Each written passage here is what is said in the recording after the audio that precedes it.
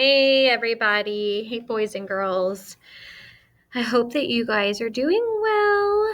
We are going to talk about compound sentences today. And this is one of the most important things that you are going to learn this year in fourth grade. It will never go away. It is constantly recurring, which means that it keeps coming back around, and you are going to see this a lot. So today we're going to learn what a compound sentence is, and then hopefully later in the coming weeks, you guys are going to be using compound sentences in your own writing. So let's get through all this and let's get started. The little boy absolutely loved lollipops. The little boy absolutely loved lollipops. Guys, this is a simple sentence. He walked to the candy store with his mother. This is a simple sentence too. So both of these sentences are called simple sentences. A simple sentence is one complete thought. It has a subject that tells who or what the sentence is about. The little boy, what did he do? He absolutely loves lollipop. So there's our subject there. And then a simple sentence has a predicate that tells what the subject does or did. Well, what about the little boy? He absolutely loved lollipops. Okay, complete sentence, simple sentence there. Now, remember, the simple subject is that main noun or pronoun in the subject. So what would it be here? Boy. Very good. And remember, we have to have a verb, that one word verb. So the action word or the linking word, which would be loved. Okay, this is all review, and it should feel like review because we have gone over this repeatedly in the last few weeks. Okay, so there it is, a simple sentence. Our subject tells who or what the sentence is about, right? Look at that next one. Who's it about? Well, it's about he. What did he do? What's the predicate? He walked to the candy store with his mother. Okay, so again, what's the simple subject, the main noun here? The one word noun. He. Okay, and then what's the verb? What's his action? What does he do? The one word verb. It's walked. Okay, so those are all the parts to our simple sentence. Okay, there's 4 parts to it that we like to look at. Simple enough, right? So now it gets a little bit more complicated. Sometimes it's nice to combine 2 simple sentences into one longer sentence, especially if the ideas connect to each other. In this case, they do. We're talking about the little boy and his love for candy, and he walks to the candy store with his mom. So those 2 ideas go together. So how do we do that? How do we combine these 2 sentences?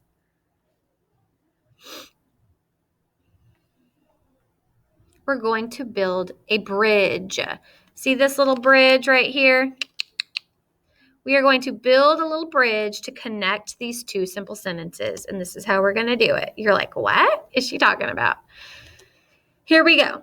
To connect 2 simple sentences, we build a bridge with a comma conjunction. Everyone say comma conjunction. Guys, we've talked about conjunctions a little bit when we talked about compound subjects and stuff. Those are those glue words, remember? So let's have a little chat about conjunctions. A conjunction is a connecting word, a joining word, or as I called it, a glue word. And, for, so, but, nor, or, yet. These are the 7 conjunctions we can choose from to combine simple sentences. We often refer to them as our fanboys. Everybody say fanboys. Okay, so we have for, and, nor, but, or, yet, so. So write this down somewhere if you're a virtual learner, and don't forget it. Write it real big and just keep it around you at all times, because we are going to constantly refer to fanboys, guys. Constantly refer to fanboys this year when we're talking about compound sentences, okay? So, and that's how we get our little acronym right there, the first letter of each of these conjunctions. Or you might like to remember this sentence. Andy forgot some buttery northern oranges yesterday. And, for, so, but, nor, or, yet. So 2 ways that you can remember those common conjunctions, okay? So let's chant the sentence 3 times. Andy forgot some buttery northern oranges yesterday. Andy forgot some buttery northern oranges yesterday. Andy forgot some buttery northern oranges yesterday. Okay, so again, you can remember fanboys if that's easier, or remember this sentence for conjunctions. All right, let's do this. Let's combine these 2 sentences with a comma and a conjunction. First, we have to replace the first period with a comma, which would be right here. We're going to get rid of that period, and we're going to replace it with a comma. Okay, so get rid of it. Add your comma. There's the C in our little bridge here, okay? That's for comma. Y'all with me? Second, we have to add a conjunction. So remember your fanboys, we've got to add one of those. So let's add the word so. And then there's our little C for conjunction. So comma and conjunction. Do we have that here? Comma, conjunction. We do.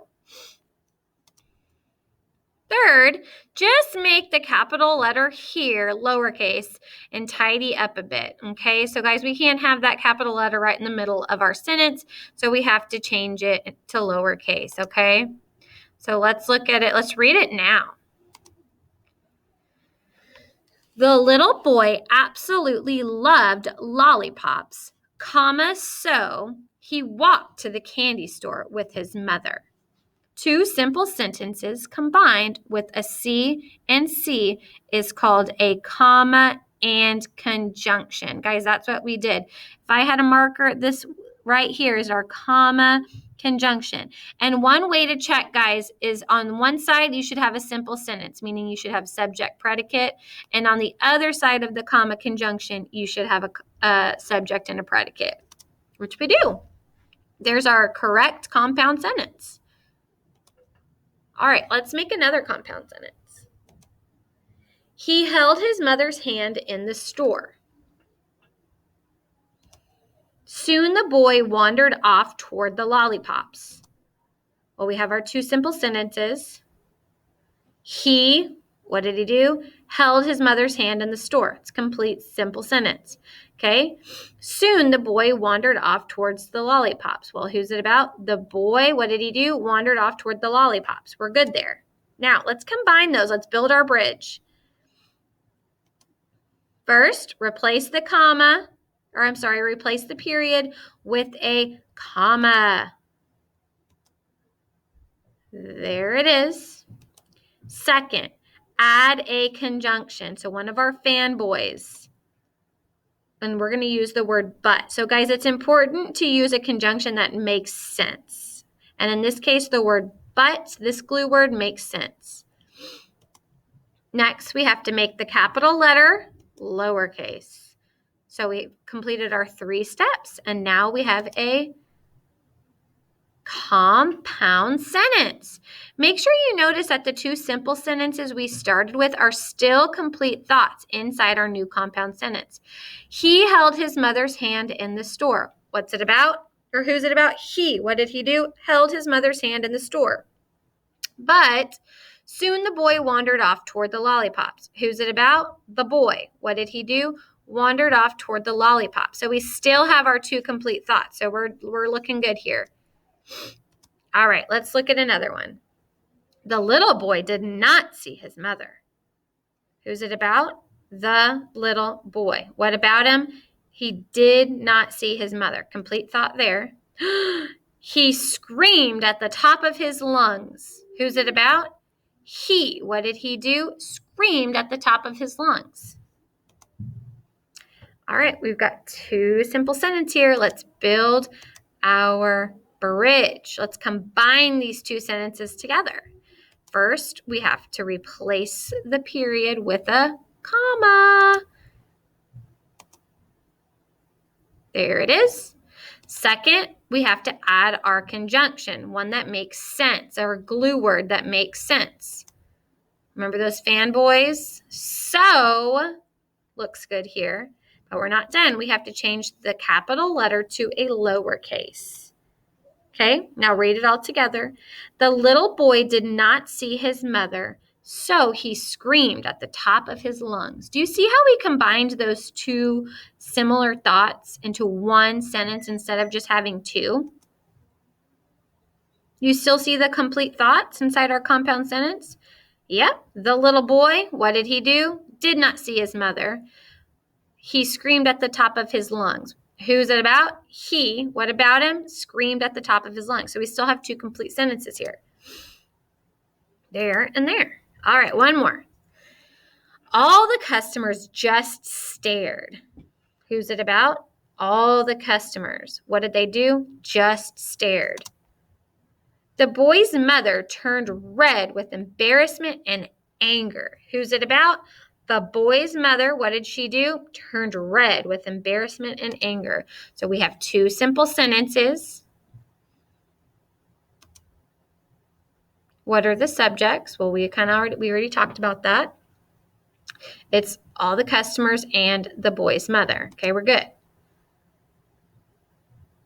Okay. What are the predicates? Just stared and turned red with embarrassment and anger. So two complete thoughts. Simple subject, customers, and mother. What are the verbs?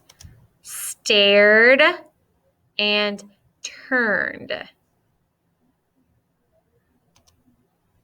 Now it's time to build our bridge. Add the comma.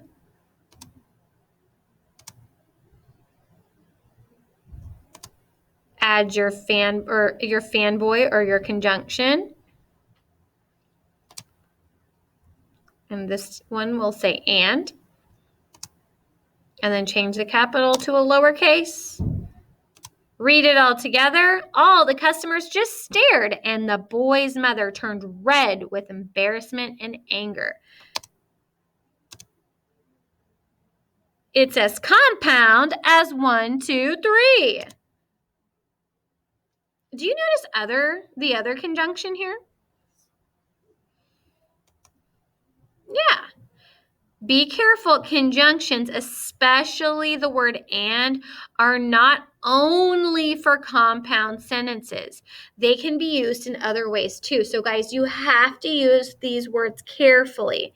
You cannot have a comma and a conjunction unless you have a complete thought on one side and a complete thought on the other.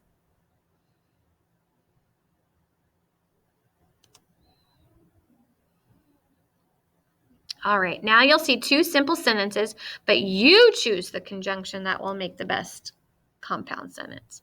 The socks smelled like sweat. Jessie washed them. So think about your fanboys. For, and, nor, but, yet, so. What do you think is going to fit the best there? Check that it's a complete thought. The socks smelled like sweat. What's it about? The socks. Yep. Jessie washed them. Who's it about? Jessie. What did she do? Wash them. So we got a complete thought over here. Now, choose your conjunction that makes sense. When you choose a conjunction, there's not always just one right choice. Be sure to choose one that makes sense and sounds right and fits with what you want the sentence to say. Okay? Now, build your bridge. Get rid of the period. Add your comma. Now, so I think fit the best here.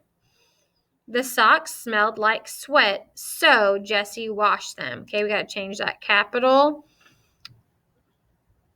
So is probably the best choice here, but you could have used but or yet. All right, let's do another one. The dog sniffed around the whole backyard. Soon he found his buried bone. So think about which fanboy is going to work best here. And, for, so, but, nor, or yet. So plug it in, think about it.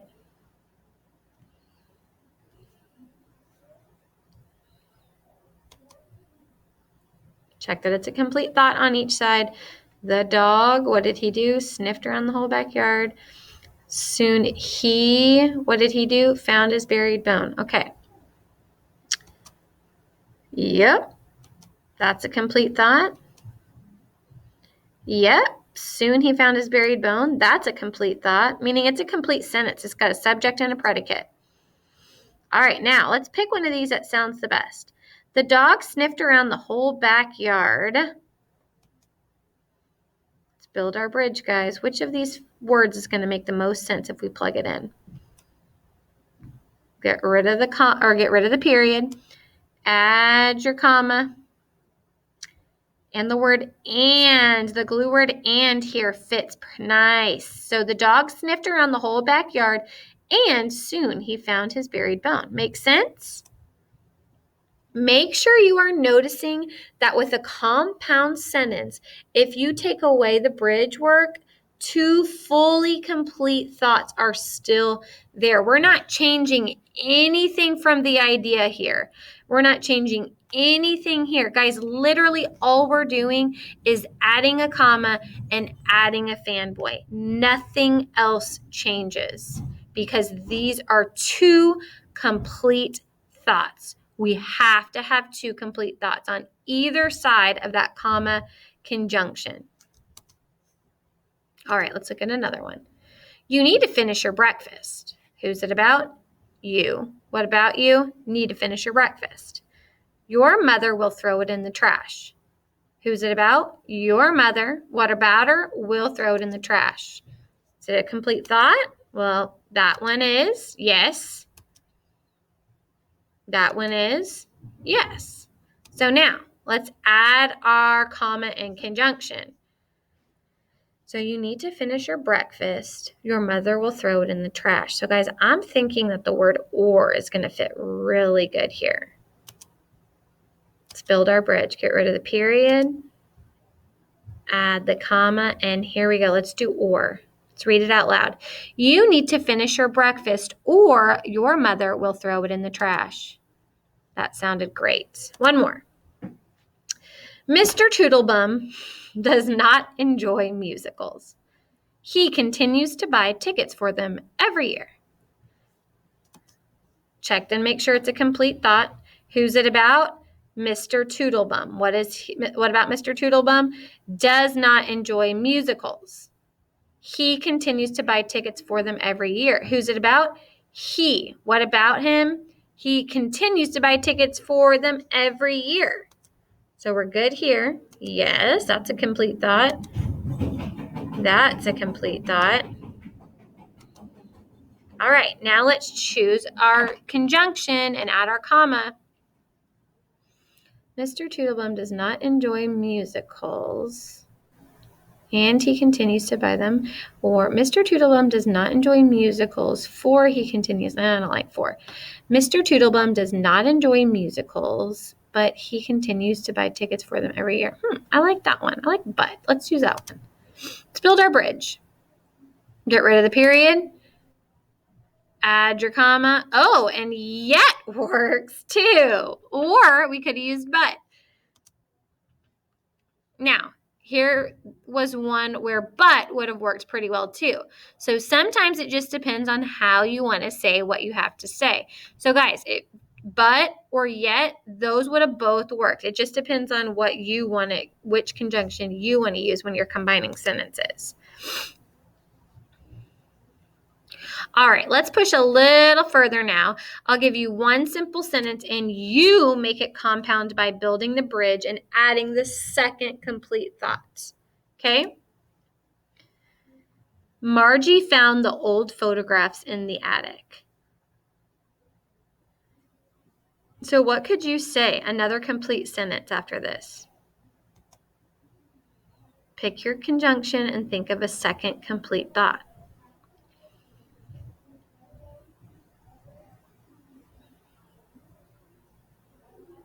Remember, it has to be a second complete thought. Let's look at a couple of possibilities and then we'll share some. Well, we can't share y'all's ideas, but here's a couple of possible answers. Margie found the old photographs in the attic, but they were too faded to tell what was in them. Two complete thoughts. This would have worked too. Margie found the old photographs in the attic, so she put them in her scrapbook. Okay? Complete thought. We're talking about Margie. What did she do? She put them in her scrapbook. Are y'all following me, guys? All right. So we're not going to share. And what about this one? These houses are all very nice looking, So what could we add here? Pick your conjunction. Think of a second complete thought on your own. And this will be where we stop.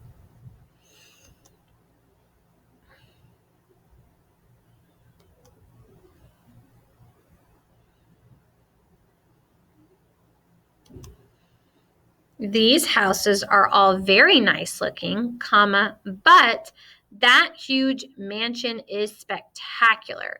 Guys, we're talking about these houses. What about them? Are all very nice looking. That huge mansion, what about it? Is spectacular. We have two complete thoughts joined by a comma conjunction. What about this? These houses are all very nice looking, and super expensive. Super expensive. Is super expensive a whole thought? That is not a whole thought, guys. It does not have a subject. It does not have two complete thoughts on either side of that comma conjunction. These houses, what about it, are all very nice looking, but super expensive is not a complete thought. So we got to get rid of that comma. You can still use the word and it'll work out just fine, but you cannot use the comma. That's just not a compound sentence. Okay?